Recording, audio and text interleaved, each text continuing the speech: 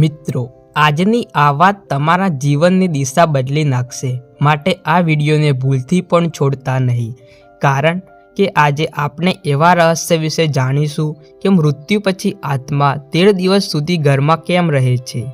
ભગવાન શ્રી રામે સ્વયં જણાવ્યું છે કે મૃત્યુ પછી આત્મા ઘરે રહેવાનું કારણ શું છે। એક સમયની વાત છે જ્યારે પ્રભુ શ્રી રામ અને માતા સીતા ચિત્રકૂટ ધામમાં વિહાર કરી રહ્યા હતા। ત્યારે માતા સીતાના મનમાં એક જિજ્ઞાસુ પ્રશ્ન જાગ્યો। તેમણે નમ્રતાથી પૂછ્યું, હે નાથ, જ્યારે કોઈ પ્રાણીનું મૃત્યુ થાય છે ત્યારે તેની આત્મા 13 દિવસ સુધી કેમ ભટકે છે?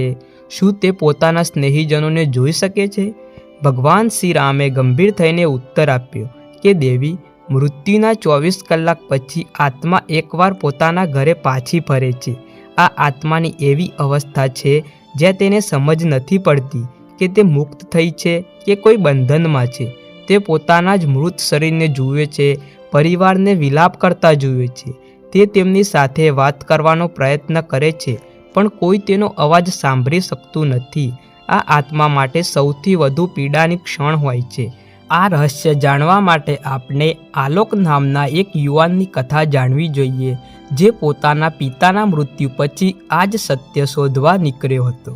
જંગલમાં તેને એક દિવ્ય પીપળાનું વૃક્ષ મળ્યું અને આગળ જતાં એક રહસ્યમય કાગડો પણ મળ્યો।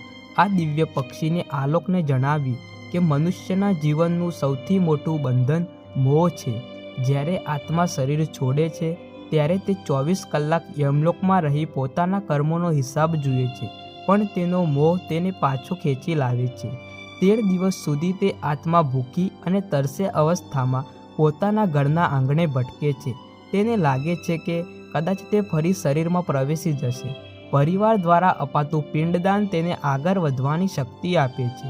માટે જ મિત્રો, 13મા દિવસે જ્યારે સપિંડીકરણ વિધિ થાય છે ત્યારે જ આત્માને સાચો અહેસાસ થાય છે કે હવે આ સંસાર સાથેના તેના બધા સંબંધો પૂરા થયા છે। તે પછી જ તે પિતૃલોક કે સ્વર્ગ તરફ પ્રયાણ કરે છે। ભગવાન શ્રી રામે સમજાવ્યું છે કે આ 13 દિવસમાં જે ભક્તિ અને દાન કરવામાં આવે છે તે જ આત્માની આગળની મુસાફરીનો ભાથો બને છે।